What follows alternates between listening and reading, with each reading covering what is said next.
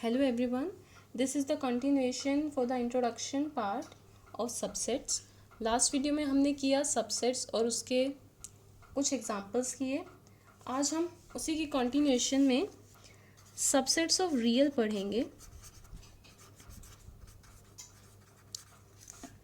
Real numbers,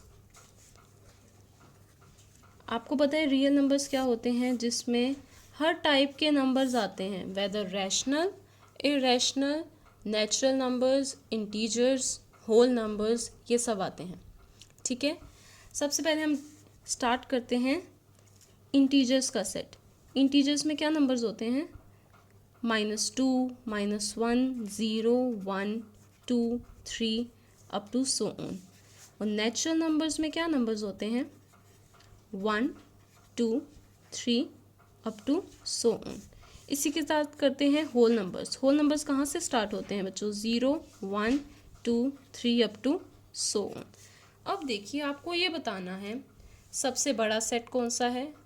ठीक है, सबसे ज़्यादा एलिमेंट किस में होंगे, सेकंड नंबर पे कौन सा होगा और थर्ड नंबर पे. अब देखिए, इंटीजर्स में पॉजिटिव नंबर्स तो आते ही हैं, साथ के साथ क्या आते हैं, नेगेटिव नंबर्स भी आते हैं. तो सबसे जो आपका एक तरह से कह सकते हैं जिसमें सबसे ज़्यादा एलिमेंट है, सबसे बिग सेट, वो क्या है, इंटीजर्स का. इसके बाद आते हैं नेचुरल नंबर्स पे. नेचुरल नंबर्स में कहाँ से स्टार्ट होते हैं बच्चों? 1, 2, 3 up to so on. But whole number में एक नंबर एक्स्ट्रा होता है, दैट इज 0. तो इन दोनों में से सेकेंड नंबर पे कौन सा सेट ग्रेटर हुआ? होल नंबर्स का.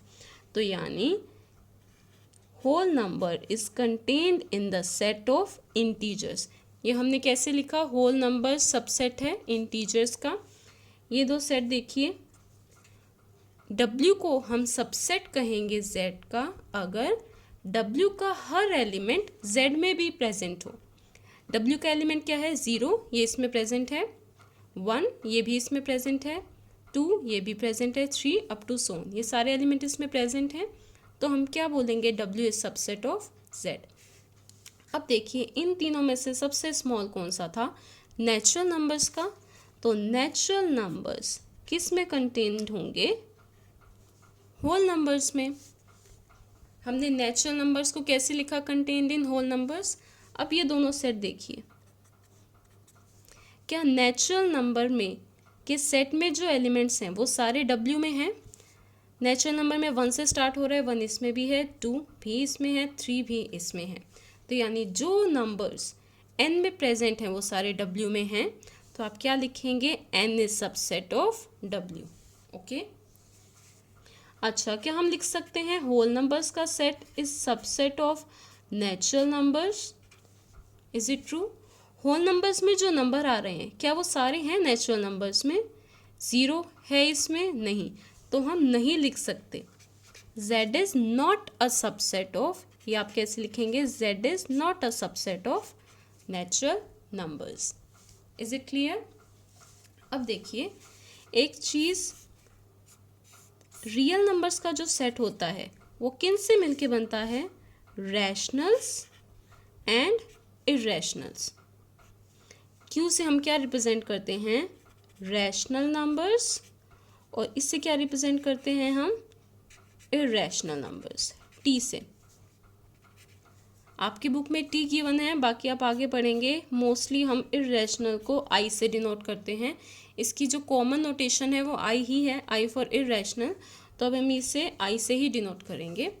रियल नंबर्स ना आप कह सकते हैं 2 पार्ट्स में डिवाइडेड होता है, रैशनल्स एंड इरेशनल्स. और इन दोनों में कुछ भी कॉमन नहीं होता. यानी जो नंबर रैशनल है वो कभी इरेशनल नहीं हो सकता, और जो नंबर इरेशनल है वो कभी रैशनल नहीं हो सकता. इसको एक बार अच्छे से समझते हैं. Q रैशनल्स का सेट. आपने पढ़ा हुआ है रैशनल नंबर कैसी फॉर्म के होते हैं? P/Q फॉर्म के, जहाँ पे Q क्या होता है? Such that Q is not equal to 0. और P और Q कैसे होते हैं? Integers. P and Q are integers. अच्छा, ये मैंने कौन सी फॉर्म में लिखा? सेट बिल्डर और roster. It is a set builder form.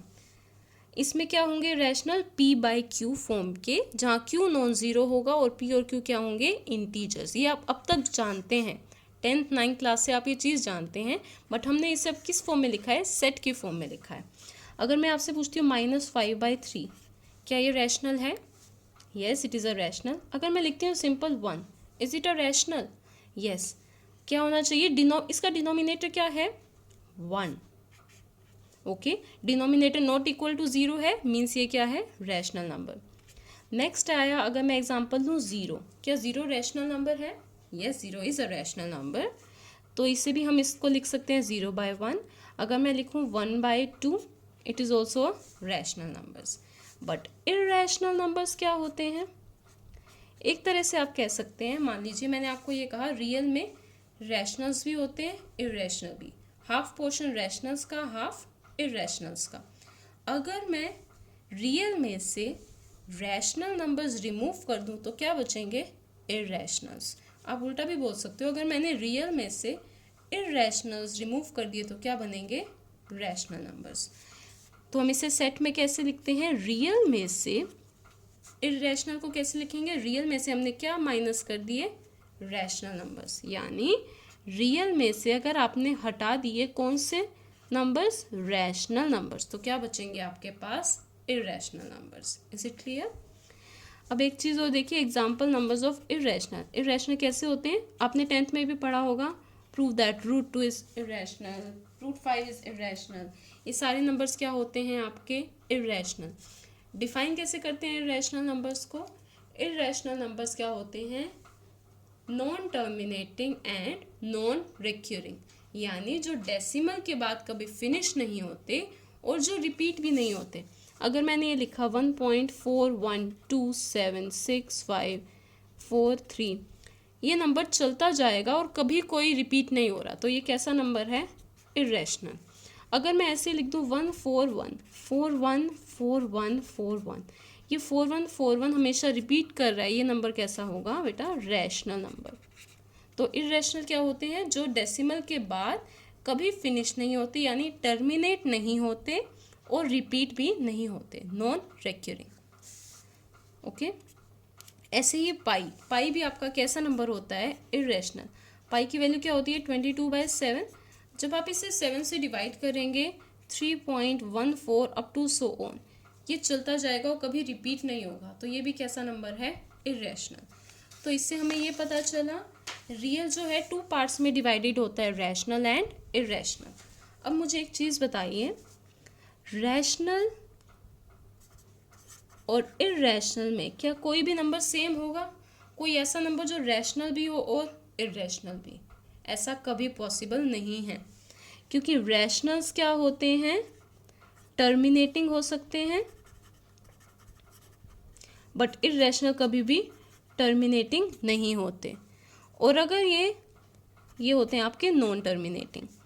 ये अगर आपके नॉन टर्मिनेटिंग है तो कैसे होते हैं?